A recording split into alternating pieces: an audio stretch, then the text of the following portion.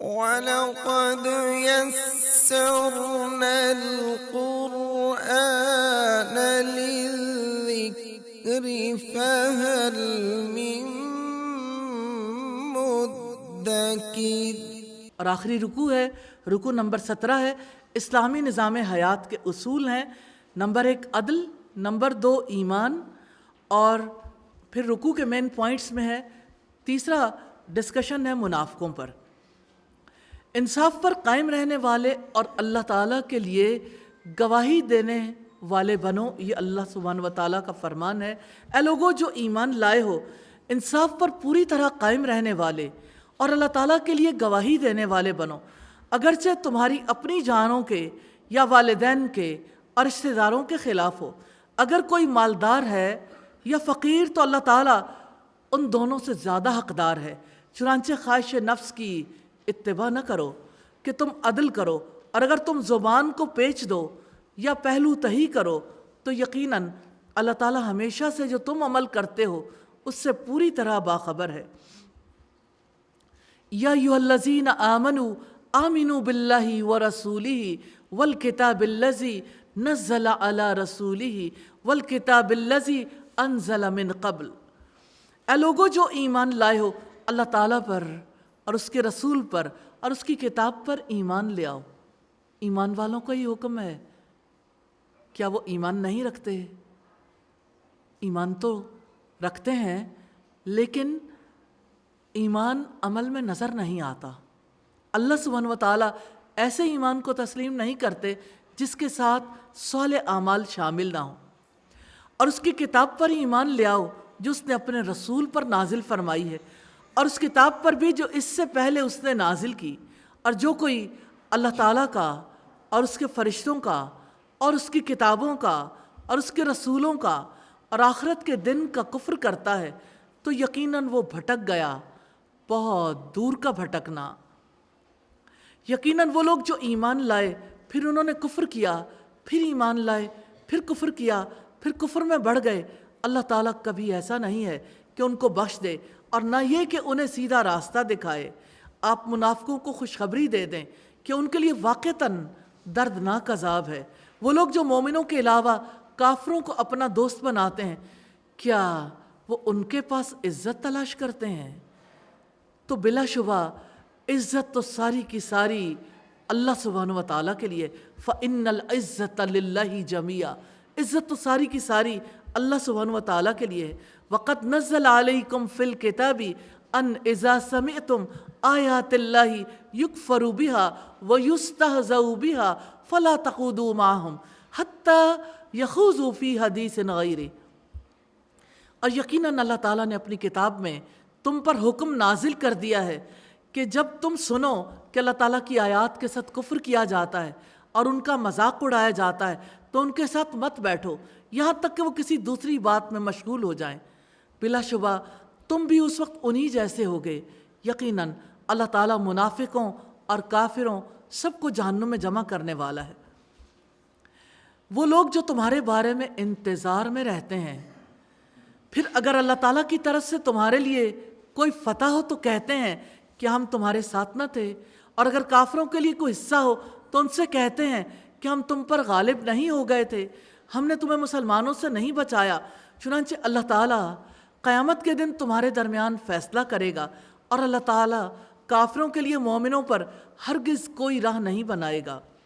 کرنے والے کام ہیں انصاف کا علمبردار بننا، اللہ تعالیٰ کا گواہ بننا، سچی بات کہنا، اللہ، اس کے رسول، اس کی کتابوں، فرشتوں اور آخرت پر ایمان لانا، اور جن کاموں سے روکا گیا خواہش نفس کی پیروی میں عدل سے باز رہنا، لگی لپٹی بات کہنا، بھٹک کر دور نکل جانا یعنی گمراہی میں، ایمان لا کر کفر میں بڑھتے چلے جانا، اہل ایمان کو چھوڑ کر کافروں کو دوست بنانا، عزت کی طلب میں انسانوں کے پاس جانا، اللہ تعالیٰ کی آیات کے خلاف کافرانہ کلمات کہنا، اللہ تعالیٰ کی آیات کا مذاق اڑانا، منافقت کی روش اختیار کرنا۔ کمٹمنٹ پوائنٹس ہیں، صرف اللہ تعالیٰ کی نظر میں عزت پانے کی کوشش کرنی ہے انشاءاللہ تعالیٰ۔ آخری آیات ہیں جن میں نفاق کی بات ہے، اور اس کے 2 مین پوائنٹس ہیں، منافق اور مومن۔ اور تذکرہ ہے منافق کی نماز، ان المنافقین یخادعون اللہ وہو خادعہم، بلا شبہ منافق اللہ تعالیٰ کو دھوکہ دیتے ہیں حالانکہ وہ انہیں دھوکہ دینے والا ہے۔ وَإِذَا قَامُوا إِلَى الصَّلَاةِ قَامُوا كُسَالَىٰ، جب وہ نماز میں کھڑے ہوتے ہیں سست ہو کر کھڑے ہوتے ہیں، وہ لوگوں کو دکھاتے ہیں، دکھاوے کی نماز پڑھتے ہیں اور اللہ تعالیٰ کو یاد نہیں کرتے مگر بہت ہی کم۔ منافق کی نماز کی خصوصیات ہیں نماز میں سست ہو کر کھڑے ہونا، نماز میں دکھاوے کا مقصد پورا کرنا، نماز میں اللہ تعالیٰ کو بہت کم یاد کرنا۔ جہاں تک یراؤن الناس کا تعلق ہے، وہ لوگوں کو دکھاتے ہیں، تو یہ منافق کی نماز کا مقصد ہے۔ اس کی نماز کا مقصد اللہ سبحانہ و تعالیٰ کو راضی کرنا نہیں ہوتا۔ عادتاً نماز پڑھتا ہے، لوگوں کو دکھاوے کے لیے نماز پڑھتا ہے۔ رسول اللہ نے فرمایا جو شخص شہرت کا طالب ہو اللہ تعالیٰ اس کی بدنیتی قیامت کے دن سب کو سنا دے گا، اور جو شخص لوگوں کو دکھانے کے لیے نیک کام کرے اللہ تعالیٰ قیامت کے دن اس کو لوگوں کو دکھلا دے گا۔ وَلَا يَذْكُرُونَ اللَّهَ إِلَّا قَلِيلًا، اور اللہ تعالیٰ کو یاد نہیں کرتے مگر بہت ہی کم۔ منافق نماز میں اللہ تعالیٰ کو کم ہی یاد کرتے ہیں۔ نبی صلی اللہ علیہ وسلم نے فرمایا یہ منافق کی نماز ہے کہ وہ بیٹھا سورج کو تاکتا رہتا ہے، یہاں تک کہ جب وہ شیطان کے دونوں سینگوں کے درمیان آ جاتا ہے، یعنی غروب ہونے کے قریب ہوتا ہے، تو وہ اٹھتا اور 4 ٹھونگے مار لیتا ہے، اور اس میں وہ اللہ تعالیٰ کو بہت کم یاد کرتا ہے۔ عبدالعزیز کے بھائی عثمان بن ابی رواد نے بیان کیا کہ انہوں نے کہا کہ میں نے زہری سے سنا کہ میں دمشق میں انس بن مالک کی خدمت میں گیا، آپ اس وقت رو رہے تھے۔ میں نے عرض کیا آپ کیوں رو رہے ہیں؟ انہوں نے فرمایا نبی کریم کے عہد کی کوئی چیز اس نماز کے علاوہ میں نہیں پاتا، اور اب اس کو بھی ضائع کر دیا گیا۔ اس دور کی نمازوں کو وہ کہتے تھے ضائع ہو گئیں۔ آج کے دور کی نمازیں کس قابل ہیں؟ آئیے رک کر اپنی نمازوں کا بھی جائزہ لیتے ہیں، اپنے وضو کا، جائے نماز پہ کھڑے ہونے کا۔ آپ جب اللہ کے سامنے قیام کرتے ہیں، جب رکوع میں جاتے ہیں، جب اللہ سبحانہ و تعالیٰ کے آگے سجدہ کرتے ہیں، دل کی کیفیات کا خود جائزہ لیجئے۔ اللہ سبحانہ و تعالیٰ ہمیں توفیق عطا فرمائے۔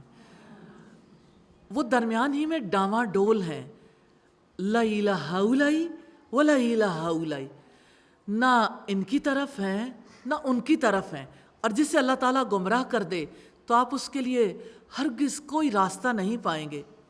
سیدنا ابن عمر سے روایت ہے کہ نبی کریم صلی اللہ علیہ وسلم نے فرمایا منافق کی مثال اس بکری کی طرح ہے جو 2 ریوڑوں کے درمیان ماری ماری پھرتی ہے، کبھی اس ریوڑ میں چرتی ہے کبھی اس ریوڑ میں۔ اے لوگو جو ایمان لائے ہو، مومنوں کو چھوڑ کر کافروں کو دوست نہ بناؤ۔ کیا تم چاہتے ہو کہ اپنے خلاف اللہ تعالیٰ کے لیے ایک واضح حجت بنا لو؟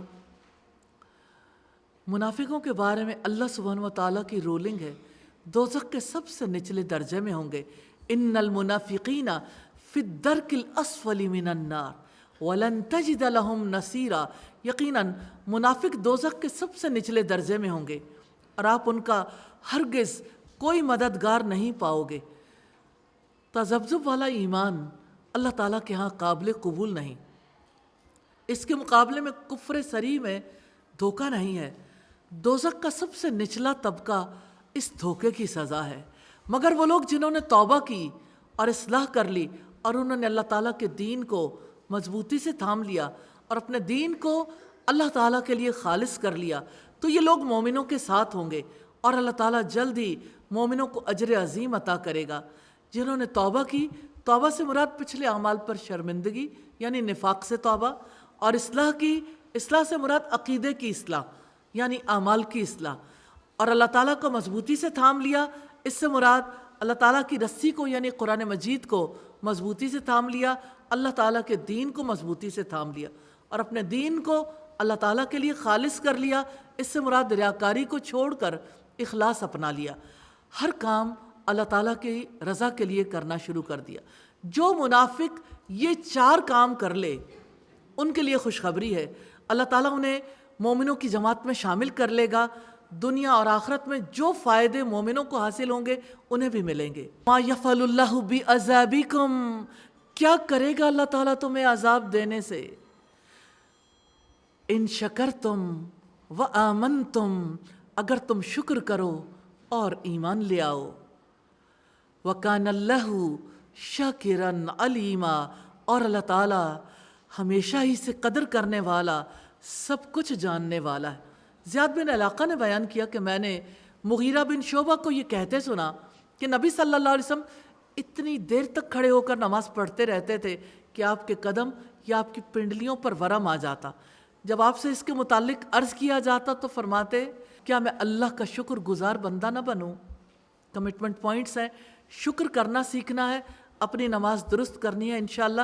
اس رکوع میں کرنے والے کام ہیں توبہ کرنا، اپنے طرز عمل کی اصلاح کرنا، اللہ تعالیٰ کا دامن مضبوطی سے تھامنا، اپنے دین کو اللہ تعالیٰ کے لیے خالص کرنا، ایمان والوں کا ساتھ دینا، اللہ تعالیٰ کا شکر گزار بننا، ایمان کی روش پر چلنا، اور جن کاموں سے روکا گیا اللہ تعالیٰ کے ساتھ دھوکہ کرنا، منافقت کرنا، نماز کے لیے کسمساتے ہوئے اٹھنا، ریاکاری کرنا، اللہ سبحانہ و تعالیٰ کو کم یاد کرنا، کفر اور ایمان کے بین بین رہنا، مومنوں کو چھوڑ کر کافروں کو اپنا رفیق بنانا۔ اللہ سبحانہ و تعالیٰ سے دعا ہے ہمیں شکر والی زندگی گزارنے کی توفیق عطا فرمائے۔ شکر یوں ہی نہیں آ جاتا، ریلی الفاظ سیکھنے بہت آسان ہے، عمل سیکھنا بہت مشکل۔ عمل سیکھنے کے لیے سب سے پہلے مائنڈ کو ڈی کنڈیشنڈ کرنا پڑتا ہے۔ پہلے کی جو پری کانسیپٹس ہیں، سوچیں ہیں، جو کچھ وہاں سے سیکھا، گھر والوں سے سیکھا، معاشرے سے سیکھا، اور جو کچھ آپ میڈیا سے سیکھتے ہیں، سوشل میڈیا سے، کتنا کچھ ہے جو اندر کلٹر بن جاتا ہے۔ اس کے ہوتے ہوئے آپ اپنے عمل سے نکل نہیں پاتے، اور آپ سمجھتے ہیں جو میں کر رہی ہوں بس ٹھیک ہے، اس سے باہر کیسے نکلا جائے۔ کوئی پوائنٹ آؤٹ نہیں کرتا تو پتہ نہیں چلتا کہ کوئی خرابی اندر موجود ہے یا نہیں۔ انسان اپنے عمل کو ہمیشہ اچھا ہی سمجھتا ہے، اسی لیے اللہ سبحانہ و تعالیٰ نے تواصوا بالحق اور تواصوا بالصبر کا حکم دیا ہے کہ آپ حق کی تلقین کریں، صبر کی تلقین کریں۔ اور اب دیکھیے کہ اگر کوئی شکر ادا کرنا چاہتا ہے، سب سے پہلے اسے یہ تسلیم کرنا ہوگا کہ وہ ناشکری کی زندگی گزار رہا ہے۔ ناشکری کیا ہے؟ اللہ سبحانہ و تعالیٰ کی نعمت کو محسوس نہ کرنا، اس نعمت کا اظہار نہ کرنا۔ کئی بار ایسا ہوتا ہے نعمتیں محسوس ہوتی ہیں لیکن اتنا زیادہ نہیں کہ انسان زبان سے اس کا تذکرہ کرے۔ تحدیث نعمت کو بیان کرنا شکر ہے۔ شکر قولی طور پر بھی ہوتا ہے، قلبی طور پر بھی اور عملی طور پر بھی۔ اور اب دیکھیے کہ اللہ رب العزت نے نبی صلی اللہ علیہ وسلم کو حکم دیا وَأَمَّا بِنِعْمَتِ رَبِّكَ فَحَدِّثْ، جو آپ کے رب کی نعمت آپ پر ہے آپ اسے بیان کرو۔ تو اللہ سبحانہ و تعالیٰ نے جتنی نعمتیں دی ہیں ان پر غور کریں، ان کا اظہار کریں، دل سے اس نعمت کو محسوس کریں۔ جب تک انسان کے پاس فرصت نہیں ہوتی، تنہائی نہیں ہوتی، وہ غور نہیں کرتا، اس وقت تک اس کا دل اس کے لیے آمادہ نہیں ہوتا کہ اس پر سوچے کہ اللہ سبحانہ و تعالیٰ کا کرم ہے۔ قارون کی طرح یہ تو سبھی کہہ سکتے ہیں کہ مجھے میرے علم کی وجہ سے یہ مال ملا، یا میرے والدین کی طرف سے ملا، یا مجھے میری محنت کی وجہ سے ملا۔ اسی طرح کا معاملہ مال کے علاوہ دیگر چیزوں کا ہے۔ انسان تو ہر چیز کا انتساب غیر اللہ کی طرف کرتے نہیں تھکتا۔ اب دیکھیے بہت ہی مزے کے پھل آئے ہوں گھر میں، اور کوئی پھل چکھنے لگا اور کہے سبحان اللہ کتنا مزے کا آم ہے، کتنے مزے کے اورنجز ہیں۔ اچانک ایک آواز آئے گی میں نے فلاں جگہ سے خریدے، یہ فلاں علاقے کے ہیں۔ بھلا فلاں علاقے کی قدرت ہے کہ اس میں اتنا مزہ پیدا کر سکے؟ وہ اللہ سبحانہ و تعالیٰ ہے جو کسی مٹی میں اتنی قوت دیتا ہے، ایسی خصوصیت پیدا کرتا ہے جس کی وجہ سے مٹی سے وہ رنگ، وہ ذائقے، وہ خوشبوئیں، وہ سب کچھ انسان کو نصیب ہوتا ہے۔ تو انسان کے لیے شکر گزار بننا یہ سب سے زیادہ ضروری عمل ہے۔ شکر گزاری اتنی بڑی چیز ہے، اللہ پاک نے اپنی کتاب کا آغاز شکر گزاری سے کیا ہے۔ بسم اللہ کے بعد پہلی چیز کہ الحمدللہ، الحمدللہ رب العالمین. ہم سے جو چیز مطلوب ہے وہ شکر ہے، اور اللہ کا وعدہ ہے لَإِن شَكَرْتُمْ لَأَزِيدَنَّكُمْ، اگر تم شکر ادا کرو گے میں تمہیں اور زیادہ دوں گا. آج اللہ سبحانہ و تعالیٰ سے شکر گزاری ضرور مانگنی ہے، اور اللہ سبحانہ و تعالیٰ سے خشوع و خضوع والی نمازیں مانگنی، وقت کی پابندی والی نمازیں، اس لیے کہ نماز بندے اور رب کے درمیان مضبوط رشتہ ہے. اللہ سبحانہ و تعالیٰ سے دعا ہے ہمیں ایسی نمازیں نصیب کر دے جو نمازیں اس کو پسند آ جائیں، جن نمازوں میں ہم اپنے رب کو اپنے سامنے محسوس کر سکیں یا اپنے رب کی نظروں کو اپنے اوپر محسوس کر سکیں. نبی صلی اللہ علیہ وسلم نے فرمایا ان تعبد اللہ کأنک تراہ، تم اللہ کی عبادت ایسے کرو گویا تم اسے دیکھتے ہو، یعنی گویا کہ وہ آپ کے سامنے ہے. آنکھیں دیکھ نہیں سکتی. اس نے خود اپنی کتاب میں فرمایا لا تدرکہ الابصار، نگاہیں اس کو پا نہیں سکتی، وہو یدرک الابصار، وہ نگاہوں کو پا لیتا ہے. تو اللہ سبحانہ و تعالیٰ کو اپنے سامنے محسوس کر کے نماز ادا کرنے سے نماز کی کیفیت بدل جاتی ہے. آج شکر اور نماز کی بہترین ادائیگی کے لیے دعا کرنی، اپنے لیے، اپنے بچوں کے لیے، اور مجھے بھی اپنی دعاؤں میں یاد رکھیے گا. آئیے دعا کر لیتے ہیں. اللہ اکبر کبیرا والحمد للہ کثیرا وسبحان اللہ بکرۃ واسیلا سبحان اللہ وبحمدہ سبحان اللہ العظیم سبحان اللہ والحمد للہ ولا الہ الا اللہ واللہ اکبر ولا حول ولا قوة الا باللہ العلی العظیم. اللہم صلی علی محمد وعلی آل محمد کما صلیت علی ابراہیم وعلی آل ابراہیم انک حمید مجید.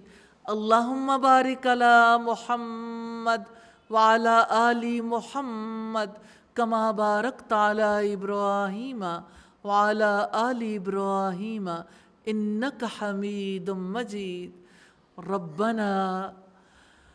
ربنا آتنا فی الدنیا حسنہ وفی الآخرۃ حسنہ وقنا عذاب النار. ربنا لا تزغ قلوبنا بعد إذ هديتنا وهب لنا من لدنك رحمة إنك أنت الوهاب. یا حی یا قیوم برحمتک نستغیث. اے زندہ رہنے والے، اے قائم رہنے والے، اے وہ جس کی زندگی کو زوال نہیں، ان پر رحم فرما دے جن کی زندگی زوال پذیر ہے. یا ارحم الراحمین، اس حیات کو، اس زندگی کو تیری عطا سمجھتے ہیں. الہی ہماری زندگی کو اپنے راستے میں قبول فرما لیجئے. الہی ہمارے بچوں کو اپنے راستے میں قبول فرما لیجئے. الہی ہمیں بھی، ہماری اولادوں کو، امت مسلمہ کو الہی اس دین کی سچی سمجھ نصیب فرما دیجئے. یا ارحم الراحمین، آپ سے استدعا ہے الہی ہماری اولادوں کو ہماری آنکھوں کی ٹھنڈک بنا دیجئے. الہی آپ سے استدعا ہے تمام بیماروں کو شفا عطا فرمائیے. الہی بے اولادوں کو اولاد نصیب فرما دیجئے. الہی قرض داروں کا قرض دور فرما دیجئے. الہی بیماروں کو شفائے کاملہ نصیب فرما دیجئے. یا ارحم الراحمین، ہمارے جو پیارے آپ نے لے لیے الہی انہیں اپنے پاس اچھے مہمان کی صورت رکھنا. الہی ان کی قبر کو جنت کے باغوں میں سے ایک باغ بنا دینا. الہی ان کے قبر کے معاملات کو آسان کر دینا. الہی آپ سے استدعا ہے الہی ہمیں بھی اور انہیں جنتوں میں ملا دینا. الہی ہم سب کو جنت الفردوس عطا فرمانا. یا ارحم الراحمین، تیری بندیاں تیرے آگے ہاتھ پھیلائے ہوئے ہیں. اے پاک پروردگار، جو تمنائیں ان کے دل میں ہیں میں نہیں جانتی، لیکن تو ہر ایک دل کی بات جانتا ہے. الہی سب کی دعاؤں کو قبول فرما لے، الہی سب کی دعاؤں کو قبول فرما لے۔ یا ارحم الراحمین اپنی کتاب کا سچا علم نصیب فرما دے۔ الہی اس قرآن کو ہمارے دلوں کی بہار بنا دیجئے، ہمارے اخلاق و کردار کو اس سے مزین فرما دیجئے، اسے ہماری آنکھوں کا نور اور دل کا سرور بنا دیجئے۔ الہی آپ سے استدعا ہے، اے پاک پروردگار ہمارے اخلاق اس قرآن حکیم اور اپنے نبی کی سنت کے مطابق کر دیجئے۔ الہی ہمیں اچھے اخلاق اپنانے کی توفیق عطا فرمائیے اور برے اخلاق کو ہم سے دور کر دیجئے۔ تیرے سوا کوئی برے اخلاق سے بچانے والا نہیں ہے۔ یا ارحم الراحمین پاکستان میں جو اکنامک کرائسس ہے، اے پاک پروردگار ہماری اپنی کوتاہیاں، بحیثیت قوم کے ہماری اپنی غلطیاں ہیں، الہی تو معاف کر دے، الہی تو اس امت کو بخش دے، الہی ساری غلطیوں کو، اجتماعی غلطیوں کو معاف کر دے۔ اور الہی آپ سے استدعا ہے، الہی اس قحط سالی کو اے پاک پروردگار اس معاشی بدحالی کو دور فرما دیجئے۔ یا ارحم الراحمین روزیاں تنگ ہو گئیں، لوگوں کے لیے گزر بسر مشکل ہو گئی، الہی آپ سے استدعا ہے روزیوں میں وسعت عطا فرما دیجئے۔